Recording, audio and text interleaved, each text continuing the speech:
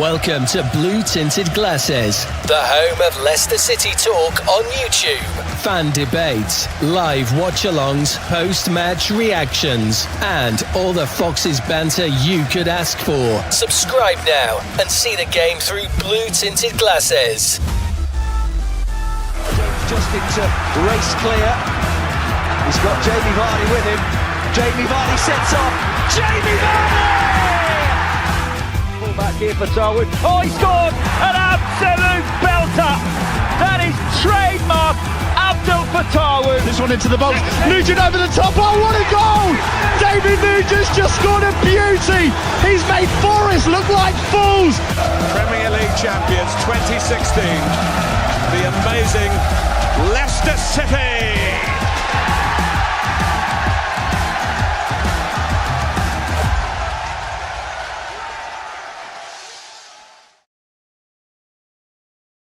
Hello everyone and welcome to Blue Tinted Glasses, the #1 Leicester City Football Club YouTube channel on the internet. It's Tuesday night and that can mean only one thing. It's time for Tuesday Night Tactics. This is the show where we play real life Football Manager and look at what is, and unfortunately for us, what isn't working in the world of Leicester City. And I am super lucky today because I am joined by the Muzzy Izzet to my Neil Lennon, although he might be a bit young for that. It is the owner of BTG himself, Locks. Good evening, Locks. How are we? Boomer. Yeah, I'm all good, mate. I'm all good. Good to be here. As I said to you before, can't wait to chat some dodgy tactics because I think that's going to be a big talking point tonight, of course. So, yeah. Yeah, all good. Yeah, I think we all do a little bit of talking. Get your comments in. Love to hear what everyone on the channel and the comments thinks. Do let us know. So we've been playing a batch of games, and that's the tough thing with the Championship. There's a lot of games that come at you very thick and fast. So we're going to be going kind of all over the place. But I'm going to be talking in general about the last batch of games that we played. So that was Blackburn Rovers, which was a 2-0 loss. Middlesbrough, 1-1. And then we got a win finally against Norwich City with Jordan James with that epic last-minute winner. No Duck. Duck has ducked out tonight. He's going to be sacked probably in the morning, is what I've heard. So I've heard he's getting laid. Now that's not very believable if you ask me. Right, let's get on with it. So on tonight's show, there's going to be three main topics that I want to talk about. One are the team lineups. They've been all over the place, in my opinion. Does Marty even know his best team? That's something I'm going to about to ask you and chat. So get your opinions in. Then I want to talk about what, in my opinion, is where we're going wrong the most this season, which is the way that we build up with the ball. So I want to show you some examples of why I think that's going wrong and what we could do to improve it. And then finally, what is the right approach? So what is our best team going forward and how should we play? Let's take a look at all that stuff. But let's just go through all the comments a little bit quickly. Hello to Marty Barty. Good to have you here. Evening, Ray. Evening, Kunal. Evening to the guy that predicted that Ricardo Pereira would play a left back. We doubted him, but he was right all along. Ryan there, good to see you. And evening to everyone else there. So, yeah, it's international break, so we're going to have a bit here. And just to give you a little bit of a preview, Locks, you did ask me on one of the watch-alongs, you wanted to know, why is the Championship stronger this season or weaker? That is coming, but that's coming next week in the international break. But we are going to maybe touch on it a little bit today as well. Yeah. So, before we go into the games, I wanted to kind of get you to cast your mind back a few games ago. So, when we played 9 games, we were actually still in the playoffs. But if you look at the table, in terms of XG, it was not a good look. So basically, what we were seeing here is that the underlying metrics actually had us 21st in the table. And that was quite worrying because we were thinking, are we getting away with it? And are we about to get found out? Or are we going to turn a corner and start cooking? And I thought we would cook, but I was wrong. And we've ended up, obviously, we're in 12th right now, so we're even worse at some point. But I think it shows you that we shouldn't have been surprised that this run of form was coming. So I'll start off with the Blackburn game. This is a game you actually went to, Locks. First time you went to a game in a while. So you got to see the shit show. Or was it shit show? I don't know. 2-0 it finished to Blackburn. Now, here was a lineup already, and you've already got a few things that stick out. So Okoli came back into the team for this one, as did Victor Christensen, as did Bouba Samare. It's finished 2-0. We actually did make quite a lot of chances in this game. In my opinion, I actually think we played better in this game than we did in some other ones, but got nothing for it on the overall context. But in the crowd, it was absolutely awful. What did you make of this game? I disagree. I think this was our worst 90 minutes. Wow. I said, I said this, the other week, but I feel like we've played a lot worse in pockets of different games. But as a one-off 90-minute, this was the game that I kind of thought was the worst so far this season. Maybe, yeah, Hull was up there as well, right? But sorry, Millwall. Yeah. But for me, this was worse. And honestly, mate, it was, you were watching, and I think it's, with a lot of the teams we play against this season, you watch them and you're thinking, how are we actually losing this game? Like, they're not even good. Like, this team aren't even good. And that's how it unfolded. Like, I was just sat there watching that thinking, my God, like, I really, really just can't believe that we're 2-0 down here. And, just far too passive. And, I at the time, I picked out one moment in particular where I think we were 1-0 down at the time, and Stelarczyk got the ball. He came out and caught it. And Fatawi's up the pitch. He's running. He wants it over the top. Abdul does. But Jakub just stops, keeps hold of the ball, and all the fans are obviously saying, get it forward, right? And then, so Jakub didn't want to go long. He waits like 10 seconds, waits for them to set, and then he goes long anyway. And I'm like, what is this? What am I looking at? Like, I can't believe what I'm seeing. So, yeah, there's too many of them moments, mate. I mean, we take the piss out of the people, the Get It Forward Brigade and the Brexit Ball Brigade, but I can see why they're saying it, because it's just. Do you know what, Locks? There is a section coming up that's going to make those guys very happy, I think. There's some very interesting stats around that. Well, yeah, this game, Blackburn pretty much played the classic on the break, hit us on the break. They hit us twice. Good for them. I think Mavididi should have got a goal in this one. We had a lot of good chances. But yeah, you can see here, I think the reason why I said that, even though I get it, and you can see everyone in chat also thinks this is one of the worst performances as well, is that if you look at the game, compared to some of the other games we played, I felt that at least we did make some running there, and we could have and should have, in my opinion, got at least a goal on the day. But I do think Blackburn, what the stats showed, that they ultimately did deserve to win. Poor display. Leicester are terrible at these 12-30 games, by the way. Absolutely horrendous. Yeah. So that's that one to keep in mind. And so then I compare it to this one. So this was 1-1. Now, so after that Blackburn game, we have made a few changes, right? Although it's a bit weird because so now Luke Thomas comes back in, Ben Nelson all of a sudden appears from nowhere, and Caleb Okoli randomly gets put into right back. Right now, I think because we'd had the Blackburn game just a few days prior, you knew Ricardo wasn't going to play 2 games in a week. That's always the case. But you'd normally think Hamza would come in there. So quite unusual that Okoli came in there. I'll ask you guys for your opinion on that in a minute. Right. And then you had, I guess, because Booba was pretty pants in that Blackburn game, I'm not going to lie, at fault for one of the goals, his usual brainless self. So Ollie Skip comes into the team. But then another weird thing is, look at the left-hand side there. Not Mavididi, who, to be fair, it wasn't his day against Blackburn. But instead of starting Monga, he's gone for Jordan Ayew. So we end up with this today. Now, somehow, we miraculously did get the lead in this game, and we only conceded with pretty much the last header of the game.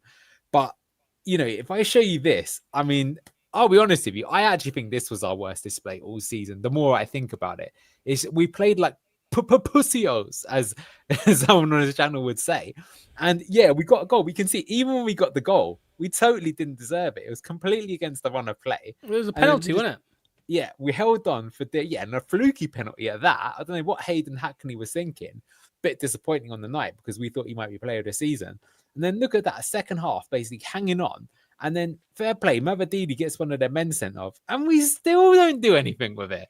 What? So, well, that's my opinion. What did you make of this game and some of the decision that we've seen? We're going to talk about all of these positions in a minute, but just your high level, what did you think about the Borough game? I hear what you're saying about it being the worst, but I would say I think it was a different type of performance. I don't know about you and Neil, I'm sure you'll tell me, but I think the setup was different. I think I think you compared it to the Birmingham game initially, right? That we didn't care. We didn't care about having the possession. I mean, is that the first? How many games this season have we not had more than 50% possession? Not many. The other one that comes to mind is the Birmingham one. Yeah, is the Birmingham one. So I think like, I know at the time you called it maybe a bit of a panic from Marty or a bit of desperation from Marty with the Coley coming in and Nelson coming in, and I can see how it comes across that way because we just got beat 2-0 by Blackburn at home. Yeah. Pressure's on, and then he makes these changes. I do think it was just a negative setup from Marty from the get-go. As I said the other night, that Ayew coming in my opinion, was to help out the left back, Luke Thomas. Yeah. I don't think it's a coincidence that, in my opinion, that Middlesbrough game was Luke Thomas's best game this season, right? In my opinion, this season, that was his best game. I just think he has a little bit more protection over there with Ayew. However, I'm not advocating for Ayew to start. So I just think it didn't work. Middlesbrough were the better team. Middlesbrough probably should have won the game as well. But yeah, I wouldn't quite put it at the bottom of my list for performances. Okay, that's fair. I mean, that's fair comment there to sort of say that. So that's that one. And then we've moved on to the Norwich game, El Sakiko, and someone did get sacked, although it does make me wonder if there was a Twitter post that was in the social admins that was the other way around. So we win this 2-1. Now, it's funny because you look at the stats actually, and it actually shows quite a dominant display, to be honest with you. If I'd have seen this game, or you played this game on Football Manager, you'd think, well, they fluked a goal to get their one. This team's clearly the better team. Beat them on possession chances, but we only got the winner right at the end, and we'll come to. I mean, I'll show it to you. I mean, you can see it here again. It was quite similar to the Borough game, where, to be honest with you, Norwich had pretty much all of the play, and then Liam Manning. I mean, he's basically got himself sacked because what he's done here is they took the lead. They had one more counter attack, and they thought, okay, I'm just going to shut up shop now and get the 1-0. Maybe a little bit like we tried to do against Borough. And then it's all Leicester. You can see that from that point on, we've never had that sort of domination in the game. And then we deservedly, I mean, I think we were doing a watch along. And I think as soon as we got that first goal, in my opinion, I was like, we're going to win the game. Because you could just see that the way that the Norwich players reacted was terrible. They were awful, by the way. I can't believe how bad they were. I predicted them to be in the playoffs. Jesus Christ, that's aging like milk. But yeah, interesting one. Yeah. So now in this game as well, unluckily Ben Nelson got injured, and he was probably man of the match against Borough. So he was very unlucky. But you can also see some odd things, right? So Ricardo does come back into the team, but he comes as a left back.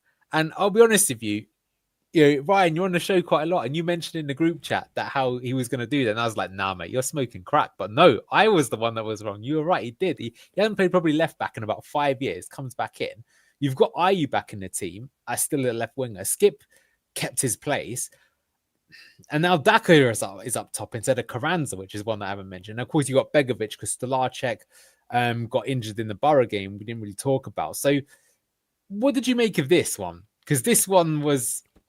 I'll be honest with you, because I think he might... I think Jordan James saved Marty in this game. I actually think he might have gone if it was a draw.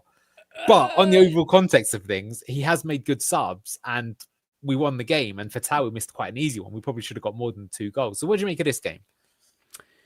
Well, yeah, I mean, he did save Marty, didn't he? I mean, yeah, that's undeniable. He saved Marty's job. I think, yeah, I mean, to be fair, Ryan, it was it was a stupid decision from Marty. That's, what I mean. That's why me and Anil were like, no, it can't be, because it was stupid, right? And it lived up to that, to be stupid, because I think he got Ricardo was booked within 10 minutes, didn't he? Yeah, he was terrible. But no, I would say that Marty, is fortunate that we got the result in the end, because again we started this game far too negatively. Yes, I know we controlled more of the ball. We had more, we had more shots than usual, etc. But there was no real intent in it. Like, quite so often, like, we start games and it's just so passive, and we go through phases of like a couple minutes of intense football where we look, we look all right here, we look all right, and then it dies off quickly, and you don't see it again. So yes, I do think we were helped a little bit by how Norwich, their game management, right after their goal, they completely switched up. They just invited us on, and that suited us. Although you do have to say, Anil, that it's not just down to that. I think also it gave the players a shock. Our players, I think it probably shook them a little bit when Norwich scored. Here we go again. Yeah, and I think they did up the levels a little bit. So, and again, Marty made the right sub. So I think it's a bit of both. I don't think it's pure luck. I don't think it's pure luck at all. I think there is a little bit of that because we're fortunate that Norwich. We're fortunate how Norwich kind of went negative after their goal, but you can't take away from the squad and the substitutions that it changed the game, and we came away with the 3 points. So, but I do agree, mate. Yeah, that if we lost this one, Marty might have been packing his bags. I will say though that you saw in that game especially that those players, they haven't given up on the manager. You can definitely see that. They really, they were cheering like crazy when that goal went in. Even like Yannick, Steffi that just came off the bench, Jordan James himself, who's only on loan. That is amazing. When a player on loan, who he could just be thinking, do you know what? I'm going to get a move regardless because I'm playing so well in his spell. He's now joint top scorer for us, celebrating like crazy. I mean, we got to sign him. Fantastic player. So that was an encouraging sign. There were still some good things this game, which I'll kind of go to. Yeah, as a positive. Ryan, you just put a very interesting comment there. I actually think the exact opposite to that. And I'm going to show you why, but I'm going to bring your comment up a bit later. But that was the game here.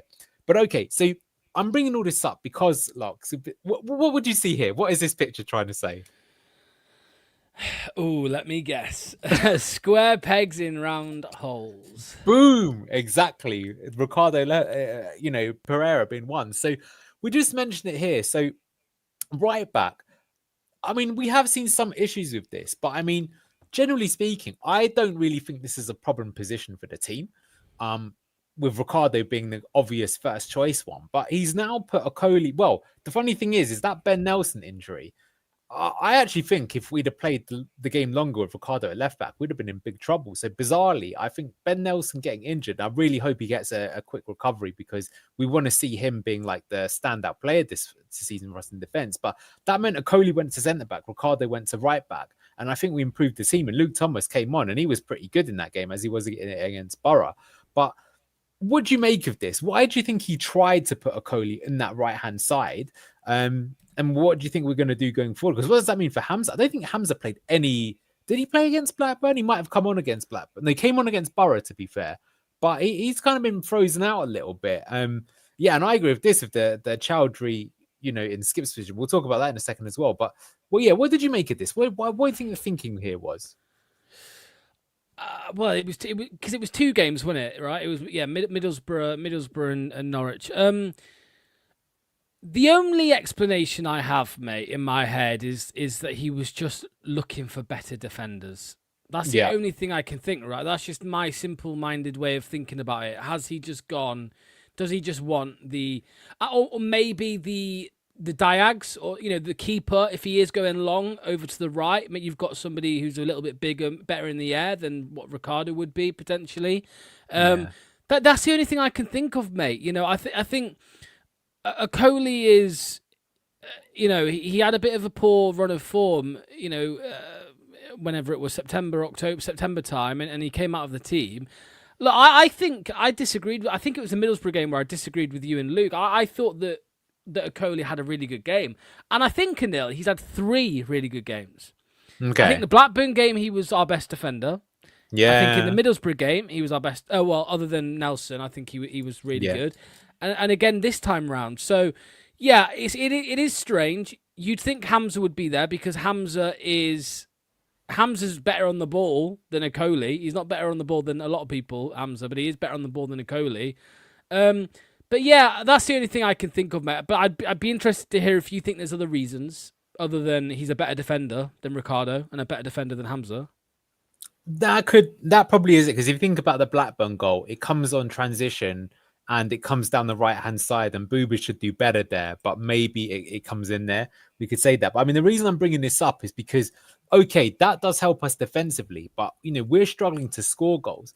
And the right back is inverting this season, but they're inverting into an attacking midfield position. So here I've got, against Blackburn, funnily enough, and here's Ricky P early on, who starts up on the right-hand side. So Okoli was playing centre-back this game.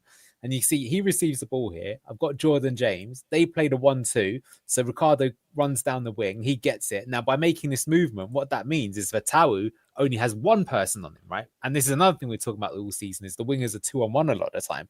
And Ricky Peace, give him credit. He doesn't just play the ball here. He drives in to make that. He's rotated with Jordan James, basically. That's the idea of Marty, right? Do these rotations. He's going to act as the number 8 now. He's going to continue making the run. Now, Abdul gives him the question. And Abdul, really nice first-time ball into Ricky P. Ricky P plays the ball across, comes to Mavididi, and it gets blocked, but he's unlucky. But, I mean, that is good football, right? And the thing is that Okoli's never going to do that in a month of Sundays. He's just never going to do that, right? But you said it yourself, and I think you guys in chat are right. I think conscious, you're right. He's thinking more CBs equals stronger defense. We've been conceding a lot. He doesn't want to concede the first goal in every game. He wants to have a solid base. You know, if you're going to fix one thing in the team, start with the defense first. You know, take a few 0-0s even if you need to and build on that because we don't want to have losses. Maybe that's what he's thinking. You know, I don't know. I'm just bringing up what I'm seeing. He has made these changes. That might be the reason why, but not sure about it personally. So that's the right back position. So now we're going to move to the left back position. So this is just like this season's James Justin. Apologies to everyone in chat because we're always talking about, last year we were talking about Luke Thomas, Victor Christensen. So then we said, you know what, why don't we not have a left back at all and go back 3? He hasn't yet done that from the start, Marty. So now he's put Ricardo at left back, although I don't see that happening now that Ben Nelson's injured. So what do you think because you mentioned there against Borough that he's probably put Jordan Ayew as the left winger to help out Luke Thomas. But then in the next game, he's taken Luke Thomas out. And Luke Thomas was pretty good in that Borough game, by the way. So what do you think the thinking was there? Or do you think it was maybe just for the specific opposition, maybe? Because they did have like quite a bruising...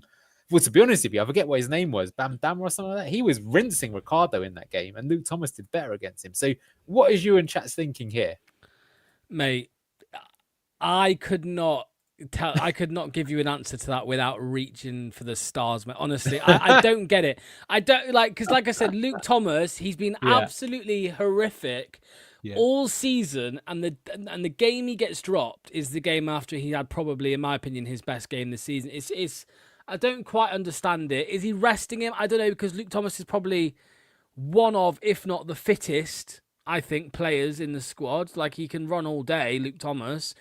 So I honestly don't get it. Yeah, I don't get why he went for this, unless Luke Thomas wasn't injured but had a knock of some kind. Maybe that's the only thing I could think of. We know Victor's injured, right? We know that's the case. So yeah, I mean, again, like, this is why people, I suppose, are getting frustrated about the lack of Bade Aluko. Like, it's in this instance where you'd expect him to be on the bench. And he was training with the first team last week as well. But there was just no sign of him in the squad. So, yeah, I genuinely don't quite understand the left back, right back situation from the Norwich game. It doesn't make much sense. But imagine we lost the game 0. He would be getting absolutely destroyed by people if we'd have lost that game with the decision making there with the left back and right back. Yeah, well, he would have got sacked, but, you know, he's got away with it. But I mean, someone just brought up here the thing about Victor Christensen. So this is from that Blackburn game again. And unfortunately, this is why he can't be in the team either. I thought he was supposed to be better defensively, but he can see him and Mavididi doubling up on their winger. The winger gets the better of Christensen. Christensen, you can see here, just, you know, he's got to take him down, force him out, give away a free kick even if you need to. Lets the winger beat him. Ball comes in, and it's not particularly good defending. I mean, there's Bouba Samari just ball watching as per usual. Ball comes in, and that's Good Johnson for his second goal of the game, and game over. Very sad to see. I was going to say, do you agree with this, Anil? Because what did he change that is fine? I don't think Luke Thomas is fine. I agree he had a good game against Middlesbrough, but I don't think he's fine. Yeah. I think they're serious. I don't know. Would you agree, though, with this summary from Sean? What he says there? It's an interesting one. I mean, we've been saying that. I don't think playing a left back is the answer, to be honest. That's probably what we're seeing. Or try Bade Aluko. Well, that's what he did. He didn't play a left back. He went Ricardo. I know what you mean. I suppose there is the logic, right? And then it made it work even. So I don't know. Maybe I am being a bit harsh because he is trying different things, but I don't know. I mean, like I say, you don't have to play the way that we're playing and ask Luke. If I was me, Locks, I just wouldn't ask Luke Thomas to invert at all and just say, just keep solid. Just do it the other way around. A lot of teams do that. Like Ipswich do that, where Leif Davis joins the attack, but their right hand side never bombs on forward like Leif Davis does. Just do something similar to that, in my opinion. But it's different because you have made this point a few times, and I agree with you that Van Nistelrooy would stick with the same team for like 5-6 games when it wasn't working after 2. And, if he was doing this now, would we also be pissed off? It's difficult to say. Plus, you've got to rotate in the Championship. But mate, Marty's at that's he's in that part of the cycle of a manager where we could get beaten 6-0. He would make a few. He would make a few changes, and people would say, "Why is he making changes?" It's like, because we lost 6-0. So I just feel like, and look, I'm not saying it's wrong that he's at that part of the cycle. Like he's at the part of the cycle where loads of fans are frustrated, and I think they're over moaning. I think he definitely deserves moaning, but I just feel like he's at that point where people are moaning for him for not changing the team enough, and some people are saying he's changing it too much. I just don't get it. Yeah. I just don't get it. No, it's completely right. I'm going to have to say, my friend is a Plymouth fan. We were talking about this on the weekend, and Tom Cleverley's their manager. And I asked him, how are you doing? Because I thought Plymouth would do quite well, and they're not doing well at all. And he says that Cleverley's got the same problem, but just every game he changes something. And they're like, what are you doing? Nothing's working. But I can appreciate it. If you're the manager, you're pulling your hair out. You're like, they don't get my plan A. They don't get my plan B. What can I do? You know that somehow the secret's there, but how do you get the secret? It's a tough gig, management. I'll tell you that. I challenge anyone to play Football Manager, lose a game, and not touch a thing, and not change anything in the next game. It's very difficult. It's very difficult. Exactly. So that's that position, but we're not done, right? Because the Marty conundrum keeps going on. So now you've got the issue in midfield, right? And this is a predicament for me, right? Because it's obvious who the best player out is. And Marty even knows who the best player is out of these 5, right? But the problem is it's linked to the 10 position. And the thing is, you know what? Jordan James is probably the type of player with his fitness that probably could play every game in the Championship. He's that type of player. But you get injuries as well and suspensions. So what is he doing? So he's tried pretty much... Well, he hasn't tried Hamza as the 8 yet, to be honest, right? But... Bouba Samare, he's one of those that doesn't matter. For the 10 minutes he's good in the game, he's bad for 40 of the same game. Skip, for me, is just the most epic disappointment. I cannot believe... I thought for a player that got into the Championship Team of the Year that he would be way better than he has been. Look, I'm not saying he's going to be player of the season, but I thought he'd be decent. But he's just been awful in any position he's tried in. But he can't be... Like, I would say this. How Jordan James... has already scored in his Leicester City career more goals than Oliver Skip will ever score, right? Because he understands the art of being a box-to-box midfielder. So Skip can't be the answer. Now, Lewis Page, that for me is, I would like to see him tried more often. I know that he can't in the recent games because he's in Qatar for the World Cup, right? But you could also try Hamza there. Just saying, he's got more energy and I think he'd be better. In my opinion, if you ask me who in the midfield would you trust out of Skip, Hamza, and Bouba, I probably would try Hamza. You guys might think I'm crazy, but I don't know. But what do you think? What was the answer here? Is there an answer? We're talking about, so you got your obviously Winks is locked in, right? So you mean the other 6? Yeah. I mean, this is where it's difficult, isn't it? Because I suppose the point you're making there, mate, is. The point you're making there, mate, is that Jordan James, out of them 5, is the best goal scorer. So you play him in the 10, right? You play him in the 10. But he's better in the 8. We saw that, right? Because he's got even better chances of box crashing, surely. Well, this is it. This is what we were talking about on Sunday. We were saying, is it a nil? You tell me, mate, from watching the games and doing the analysis. Is he more of a free man? As the 6, crashing. When he's a 10, he's being marked a lot. When he's a 6, he is crashing into that box with no one around him, and he's able to get on the end of a couple of chances. So I think he is better in that position. We all know that. I can see why, in a way, if I stretch, Marty is playing him as a 10 just because of the goal scoring ability. But you can't waste that talent. When you know how good he is in that position, you've got to play him there. So for me, mate, it's got to be JJ, and the guy ahead of him, take your pick. If we're going to try and get imaginative, like Steve said, and I think I've mentioned it a couple of times, play Samari as a 10, maybe. Like I feel like you want Samari as far away from your back line as possible. Maybe play him as a 10. But he can't score. He's never scored a goal for Leicester. Never scored for Leicester. Yeah. I think you if Ramsey's injured, mate, you've got to. If he was here, you'd have to go Lewis Page because of what he did in those couple games. He wasn't amazing, but he was all right. He was all right. Yeah. And you think he could get better? The others. We've seen them; they're not going to get better. So that's one predicament. Well, that's the next one, which is I'll come back to the left winger. That's a problem in itself. Let's go to the other midfield position. So yeah, as you said, Jordan James then has been used as the more of the attacking midfielders, the 10, if you want to call it that. Now, here's another obvious one, which is that like if he's fit and ready to play, even though he's only played like 4 games for Leicester, Aaron Ramsey's easily the best one here, right? But he is injured, and we knew that he probably was going to be injury prone, given that he'd missed an entire season. So, what are the options here? I guess this one's easy because, Bobby Reid was sensational against Norwich. You got to say, he was absolutely unbelievable. But here's my, I guess, challenging point for you and chat is that, was he good because he came into a game state where the opposition were tired versus starting? Because he was good, I think, in one game he started, which I think was the Wrexham game.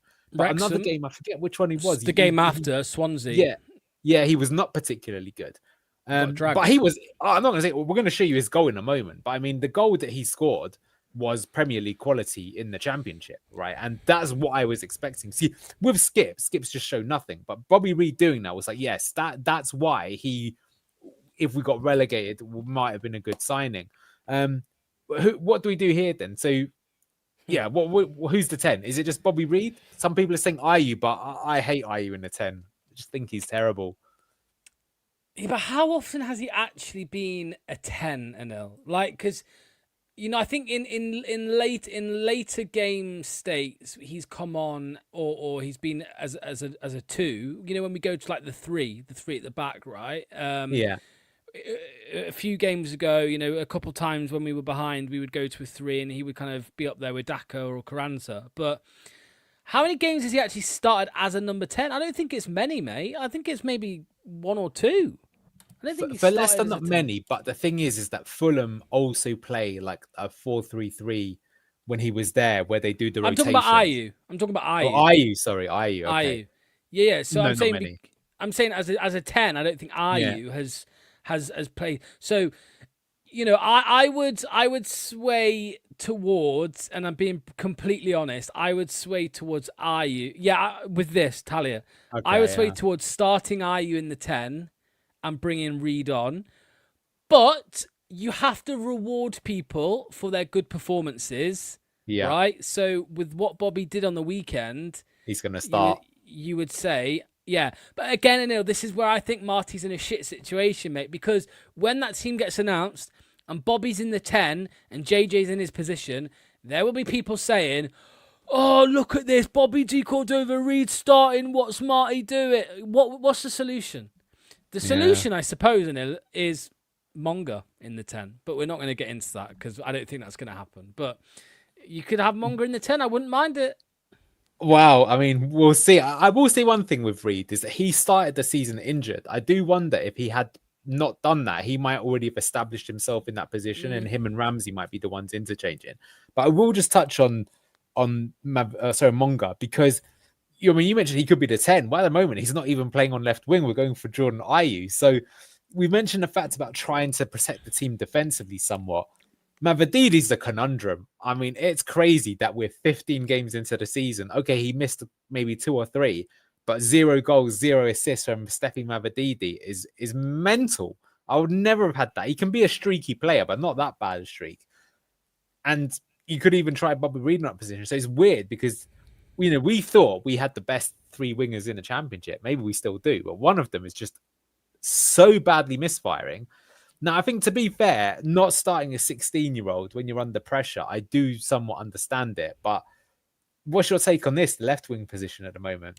Yeah, I don't think Ayew's going to start the next one. I don't think he's going to be in the left wing. And what I said about rewarding players, I think against Middlesbrough and against Norwich, I think Mavididi did pretty well, mate. So I think you give it to Steffi. I think he starts the next one.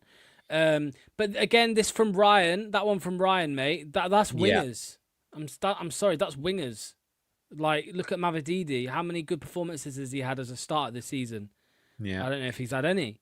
But off the bench, it's a different story, right? Because you're coming on against tiring defenders. So, look, listen, I think you have to give it to Steffi, and I don't really like Steffi, but you have to give it to Steffi after what he did the last couple of games off the bench. And I would bet 30 quid with anybody in this live chat. Don't all say yes. I would bet 30 quid with anyone in this live chat that Mavididi he doesn't have the impact that he did to get off the bench. He just won't have it. So, but I know we say this about Daka a lot, and it's bullshit with Daka because we've seen it time and time again. But with Mavididi, you do feel like if he gets a goal, it could completely turn a season around. that's what he needs, isn't it? You can see he's just crying out, but you'll see the tension be relieved of him, and he could go on a run. We hope so. Anyway, it's a bit frustrating to see, that's for sure. Definitely something. And then just to round things off, then another thing is the striker. Now, obviously, this probably has been the biggest problem all season long. Again, 15 games in, a striker has only scored 2 goals. That's Jordan Ayew. One of them was a penalty, so does that even count? So 1 open play goal from a striker all season. That's insane. Absolutely insane. None of them are doing it. Right, I mean, it just makes you go to show how lucky we were that we had Jamie Vardy. I mean, this is a good. To be honest, we're not creating a massive amount of chances for our strikers. That has to be said. But strikers do also sort of make their own chances and link up the team. I mean, a lot of people have said Carranza here, but I mean, I think Carranza's. I actually think he's been the worst of all 3. I'm sorry. I think if you're being objective and you look at it, hasn't scored, hasn't got an assist. He scored 1 offside goal, fair enough, which doesn't count.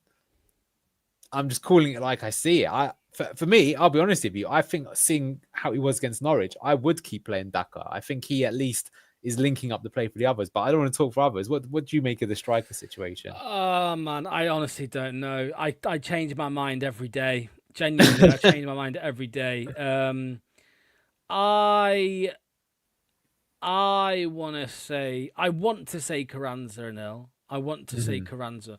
I think it depends on how, if we are more urgent, Nil. Like if we're more urgent, if we're getting more balls into the box, I fancy Carranza. I just think, we all know that chance creation is our problem at the moment.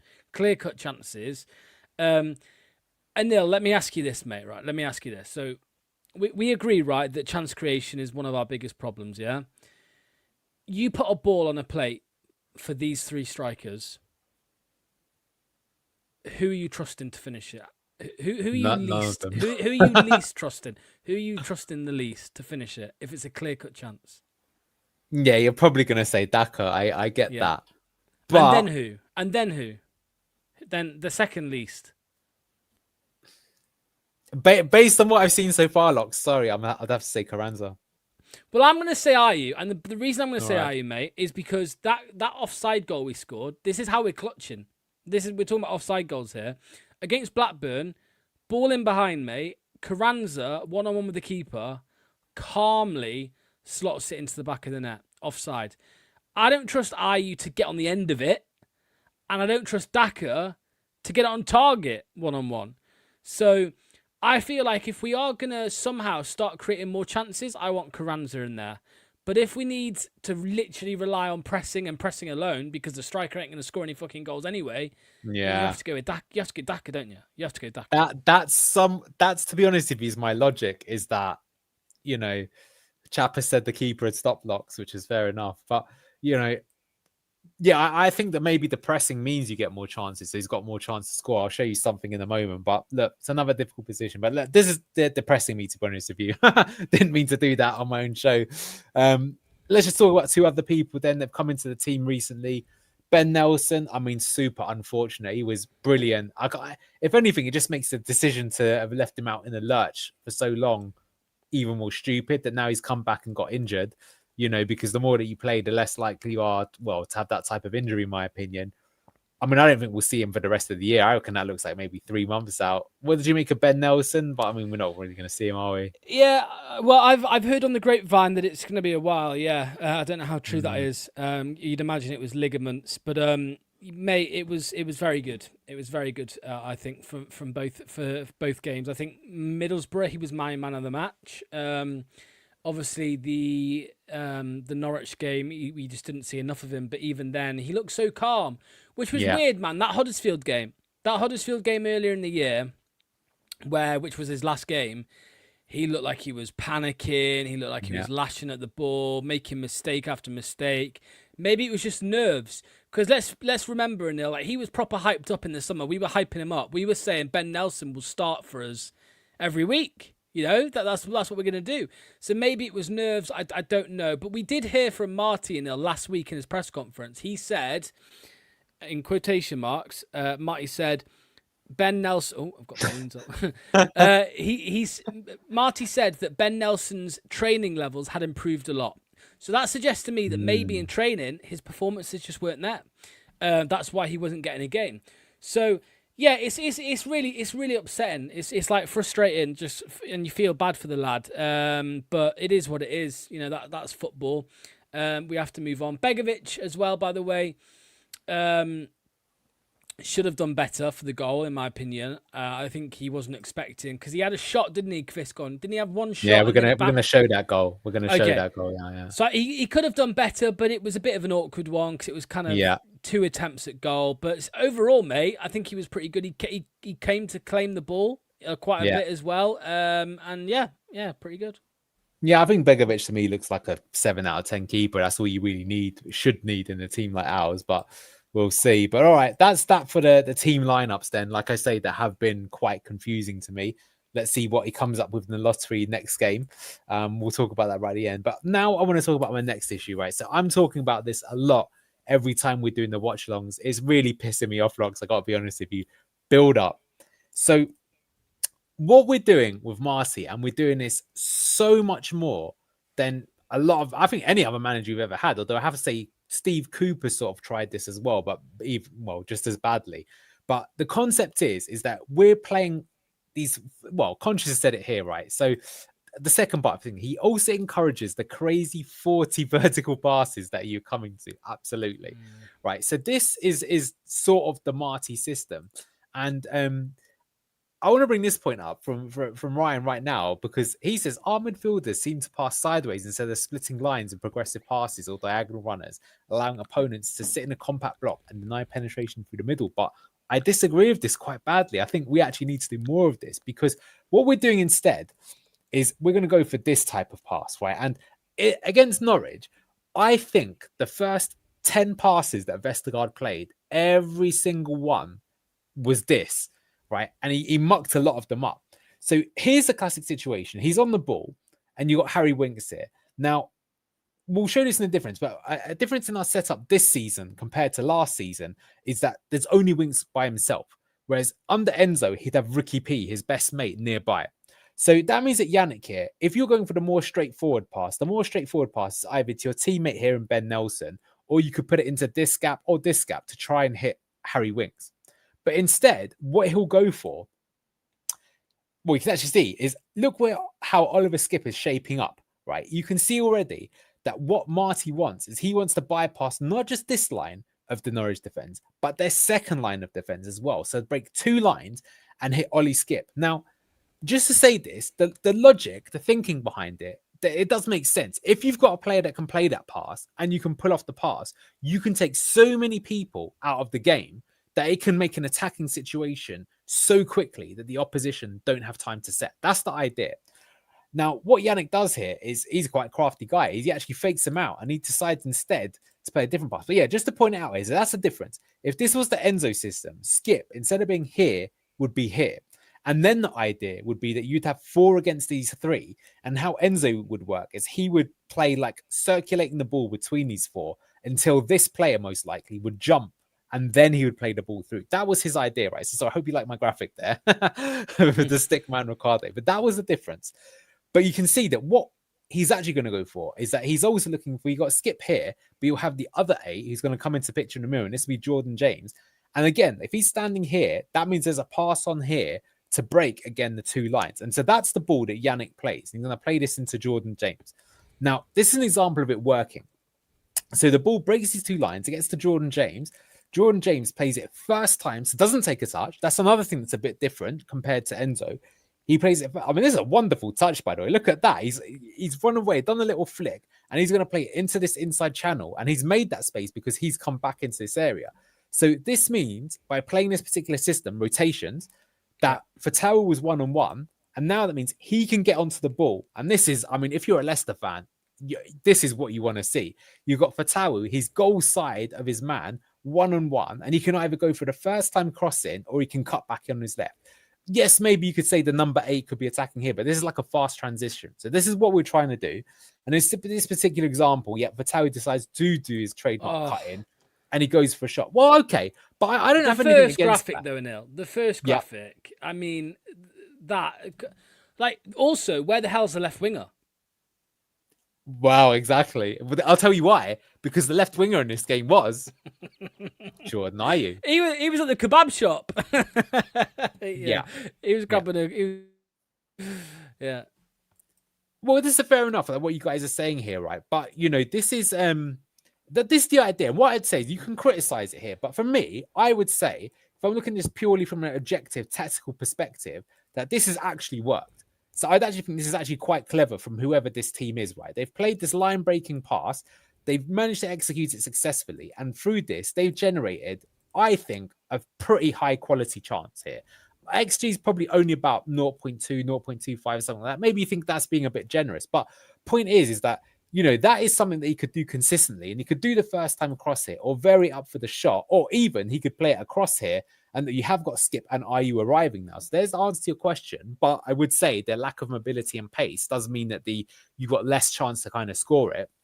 You know, which is fair enough here actually from Ryan. So it begs the question why didn't Steffi or Jeremy that started, or Bobby Reed maybe, or Aaron Ramsey, I think he's got excellent athleticism. But that I can see it working, right? But that's the good case. That's when it works, right? But what I wanted to show you here then, right? This is you said get it forward. So I always do my research actually for next week's show because my hard boss Locks is saying, I want to find out the championship. You tell me what's going on in the championship this season. Our team's better. What's the difference? So I'm doing my research on that. And as part of that, this is very, very interesting because I wouldn't have thought this. We play so many of these vertical passes. I was expecting Locks to see us in this medium pass, they're calling it, being like, you know, quite high up. And as you can see, we are quite high up, right? So that is making sense. But this is what really surprised me. Leicester City, we have played the most amount of short passes of any team in the division.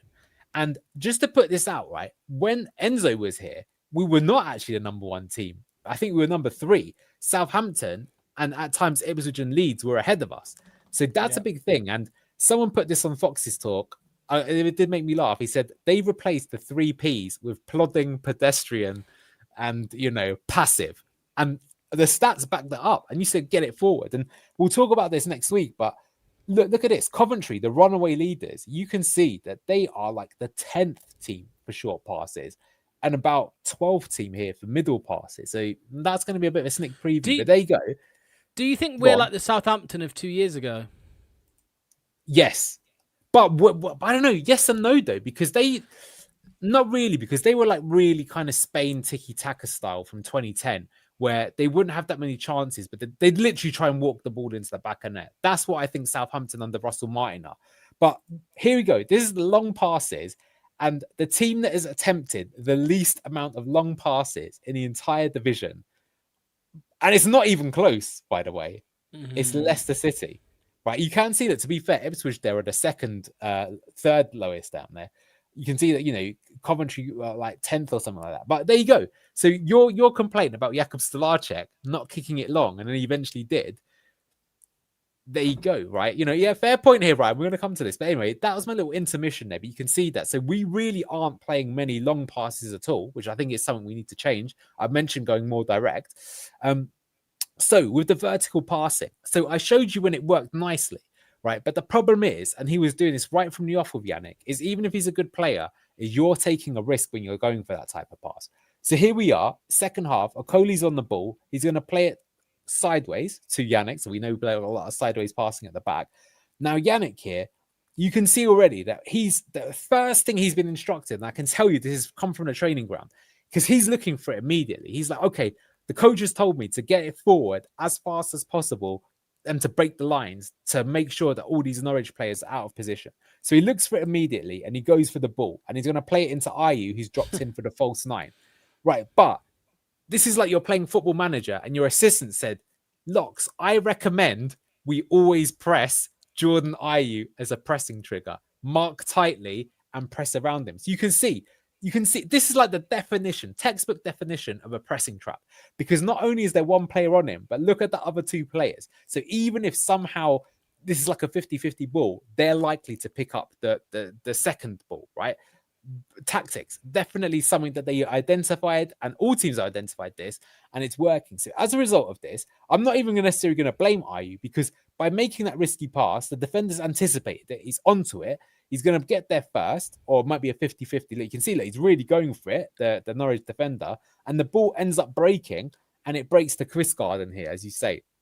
So he gets the ball. Now, to be fair, it is a bit of a lucky goal, because you can see here that we do attempt. Look, Winks tries to get a block in and actually does make the block, and it ends up ricocheting. It comes to his other foot, his left foot now. A great finish, you've got to say. And he tucks it away. And, from this position, you'd think it's got to be a pretty good strike to beat the keeper there, right? But it does work, and they score. And that's come from that vertical pass. But as I say, we're just doing too many of those vertical passes every game. And what it means, Locks, is that we're not starting games particularly well, because we're trying this pass too often. Like, we're not trying to build our way into the game. And it just means that we give all the initiative to the opposition.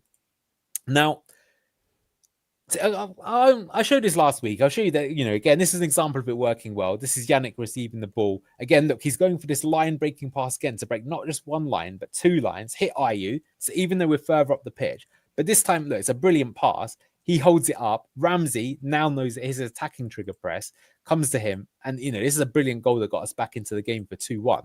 So it can work, but it's just too risky. Yeah, I agree with Conscious here. These passes are a poison chalice. The worst that happens to a defender is to knock Ayew over and concede a meaningless free kick. That's the best we're getting out of him. And at best, worst is, and best they win the ball and start an attack. So it's going wrong. But what I wanted to show you then is that I want to show you this man, right? Enzo. Now, the funny thing is that this kind of fast vertical pass, we did actually do it under Enzo, believe it or not, right? So I'm going to show you some examples of us doing it under Enzo. And so here's a little bit of homework for you right now, a little bit of quiz. So take a look at this and see what you can identify as maybe being different to the way that we did it under Enzo compared to how we did it under Marty. Because what's very interesting is have a look at some of the players that are involved in these moves. So that was Patson Daka as the false 9 there, just saying. Onto Wilfred and Diddy, 1-on-1. Left foot not his strongest. That's Stolarczyk, by the way. That's Vardy. Oh, Ndidi again. Patson Daka again there, false 9, just saying. Man. Yeah. Why is it so sexy? Yeah. Do you know who just played that pass there? Ricardo. Oh, Daka. Was it Daka? Yeah, as the false 9, yeah. That's Ndidi with the cross. Fatau, a bit of a bozo there.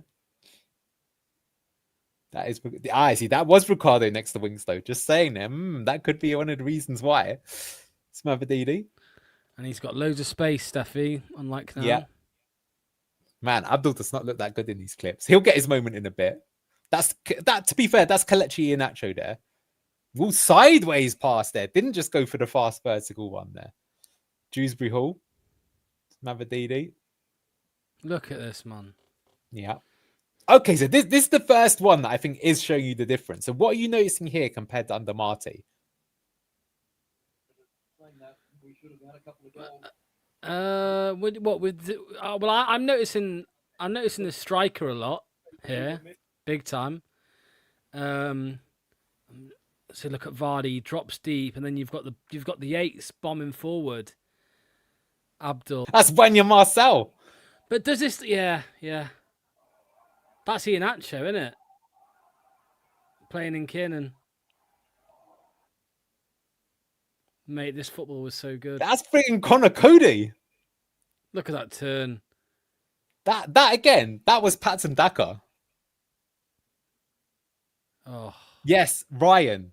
The difference under Enzo's, we were playing a lot of quick one-touch passes. Dak was coming deep too. Also, well, you see, move forward quicker, but that was when we're going for the fast 30. I think Iheanacho did have a bad touch often a lot of the time, right? As Ben Nelson, he's in the team. Vestergaard is in the team. You know, that's why.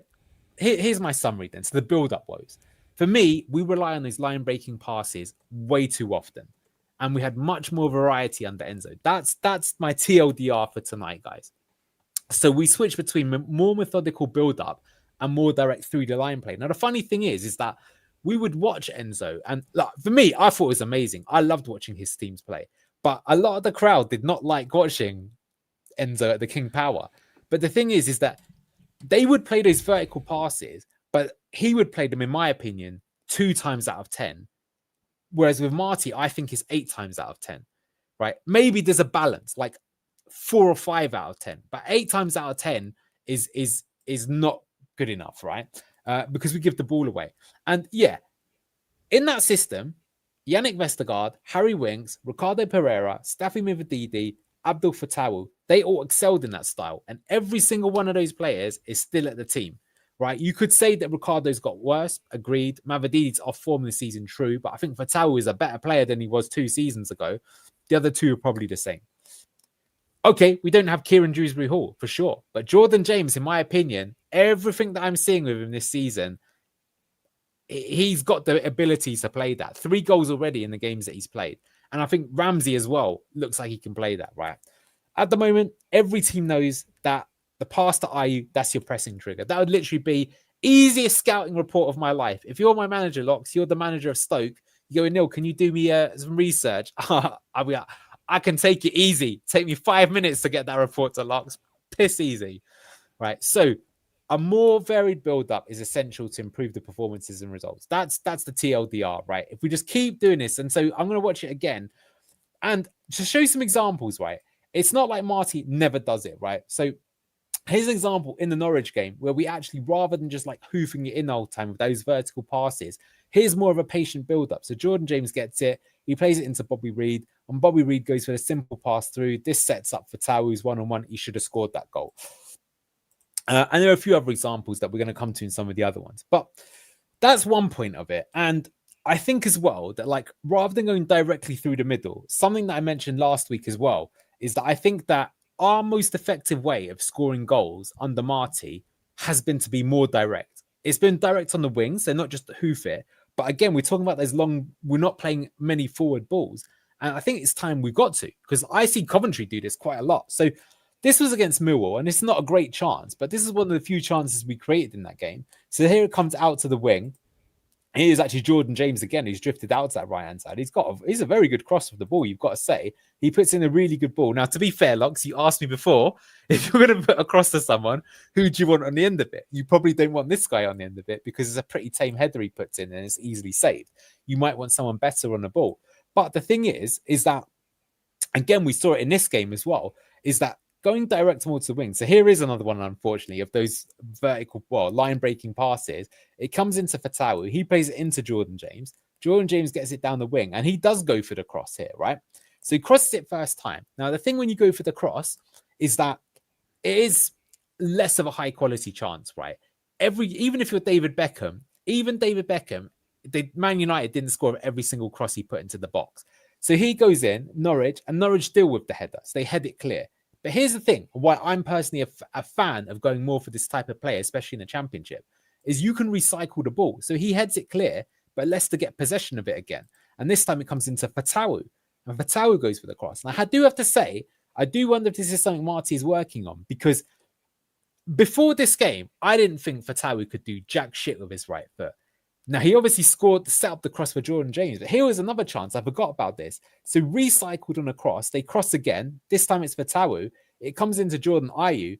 And okay, that's a tough chance. He volleys it into the ground, but that is a good effort still to have made it, right? And what I'm saying is in the space of, let's say, 10 or 15 seconds, we've actually generated 2 chances, right? Now, the thing is when you go for crossing is that if you try and play that way against a team who's better than you, it's not a good idea really, because they're going to have the better players. But the thing is we are the big dicks of this division. We're supposed to be. We've got better players. So here's an example of using direct football to actually generate a good opportunity. This is actually I'll skip this. This is against Hull. Fatawu again actually played. No, this is Amari actually played the cross this time round, and this is Ramsey, who is unlucky not to score there. But here we go against Norwich. This is our first goal that we get. So ball comes down the line here to Fatawu. Also, this actually goes into Jordan James. We'll come to that in a minute. This is the one I want to showcase. This is Bobby Reid on the ball. He's going to play the ball over the top here into Fatawu. Fatawu gets it, and he's going to go for the cross.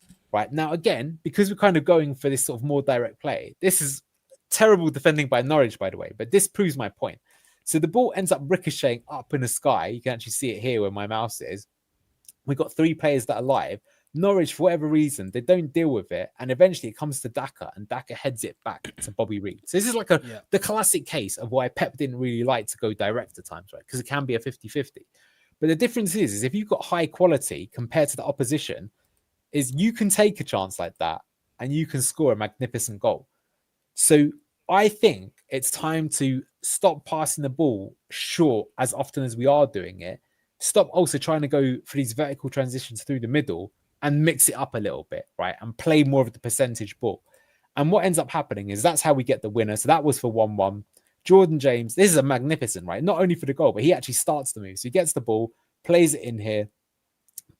This is actually Ricardo. Ricardo gets the ball, plays it out to FaZe, who's come on at this point in time. He's going to play this. You got Bobby Reid and Abdul Fatawu. So he plays into Fatawu. This is the rotations. To be fair, this is part of Marty's system. Plays the 1-2 with Reid. This is what I'm saying. Reid should be very good in this system. And I think this is the best he played in this game for this reason. He plays the ball first time. He knows exactly the spot. No one. Well, exactly, because you can see that he's already on the move, right? That's exactly it. And that's where Skip is never, or Samare, they might make the run, but they don't have that instinct, where he's just got that natural instinct, right? Comes in, Fatawu, and that's a wonderful cross. Didn't expect it to be that good. Brilliant delivery. But what I love about this is just look at this here. So in the end, Jordan James is box crashing. But what's good about this scenario is even if he tries to pick out Daka, it would be harder, but it's not impossible for a striker to head it in from that groin range. What if he decides to go to the far post? I mean, look at that. Mavadidi's quite a tall winger as well. That's still a good opportunity to cross it far post, right? Or you can play it in the middle. So you've got 3 possibilities to score by being a bit more direct. Like Enzo would never go for this type of goal, by the way. That's not his type of football. He thinks it's ugly. Me, I'm a bit more old-fashioned. I don't mind a good old-fashioned Beckham-style cross into the box. For your brilliant attacking midfielder, it's a box crash. And look at that. Great goal. And look at that. I was so happy it was a blurry photo, even on the official thing. So he gets the goal there. So, yeah, Mr. Hard Never. There's a reason why strictly tiki-taka has faded away from. That's been the big change. Not just, you're seeing it across all type of football, right? Is being able to, basically games becoming more end-to-end, a bit more like Power League. And, the tiki-taka worked, but now teams are going more man. We'll talk about this more next week, but basically you're on the money. So what do we think? So with all of that base in mind, and to round off tonight's show, I guess, what does this mean for the next game, right? So you kind of predicted it. I think we will probably start like this against, I wonder if you agree or disagree. So I think we'll have Begovic in goal because Siaka probably won't be back. I think Luke Thomas will be back in at left back. I think Ricardo will keep his place at right back. Okoli will come in. And I think Bobby Reid will start as a 10 and probably Mavadidi will kind of start. And I think we might, I'm hoping that we actually play a bit more of that kind of 4-4-2, even though we play 4-2-3, 4-3-3, more of that kind of direct football. Or what do you think? Yeah, I mean, look, we always talk about what's our best team. Marty doesn't know the best team, blah, blah, blah. But, you would have to say out of the players available that are fit, I would say that this probably is, like, on paper, this is probably our best 11 out of the players that are available for the game. So, the only one I would maybe say then, Anil, is if we are maybe going to switch it up more, if that's what we're talking about here, and maybe you will go long every now and then. Do you want maybe somebody who is slightly better physically than Daka? That's the point here. Carranza? That's fair, but I mean, for me, I think though that I just don't think that Carranza's got the physicality to Because I mean, to be fair, you see that Patson Daka did set up an assist there, right? And he can attack the box. But I mean, this good point from Kiernan, right? He says this. That move still comes because Ricardo kind of inverts in, and that means that Jordan James can then join the attack. So that's very Enzo-esque, right? So we could go for that kind of thing again.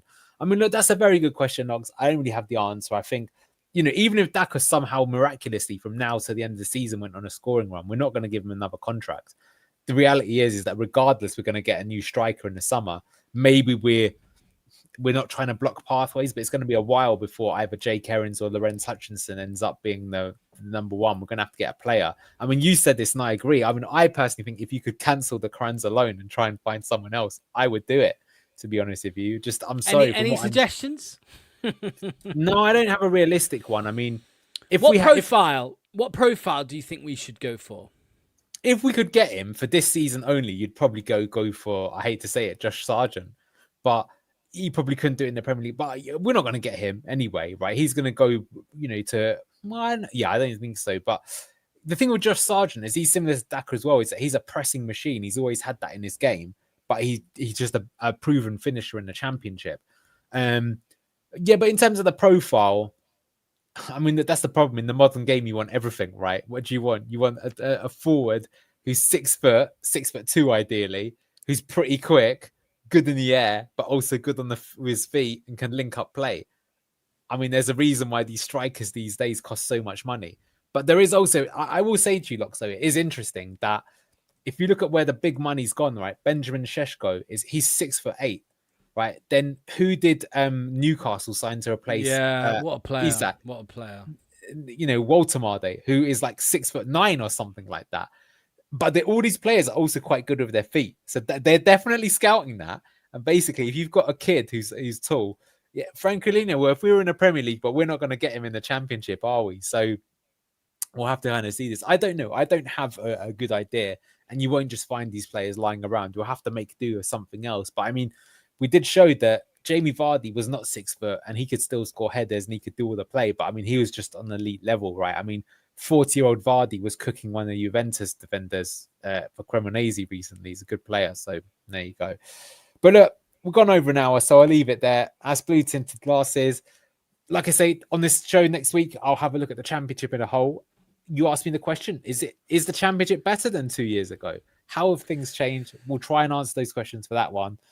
But otherwise, we'll leave it there. Tell us what's coming up on the show this week.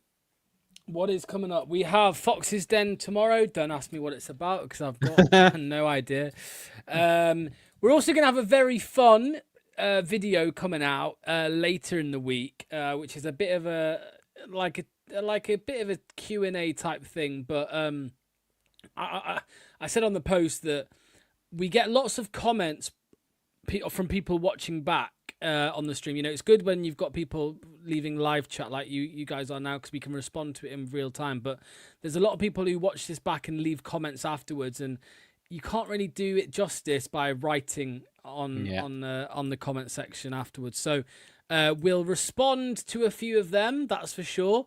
If you want to leave any questions, and it doesn't have to be about football, you can ask about anything. You can ask about the channel. You can ask about what new camera Nil's got, because I can see the sweat, I can see the shininess on his forehead. No, you can ask about anything you want. If you go to YouTube, on the channel, there's a post tab. If you click that post tab, you'll see the post from me, and you'll be able to ask a question. There's already some juicy ones on there, so stay tuned for that. Big shout out to Chris as well. But yeah, Wednesday live, Fox's Den, and then we'll also have a couple bits over the weekend as well. Yeah. Exactly. All right. Well, thank you, everyone. Thanks for joining us, and we'll see you next time on Blue Tinted Glasses. Bye-bye. No more 200 grand, but our new sponsors, The Beautiful Frame, have smashed it with this Jamie Vardy piece. It's unreal.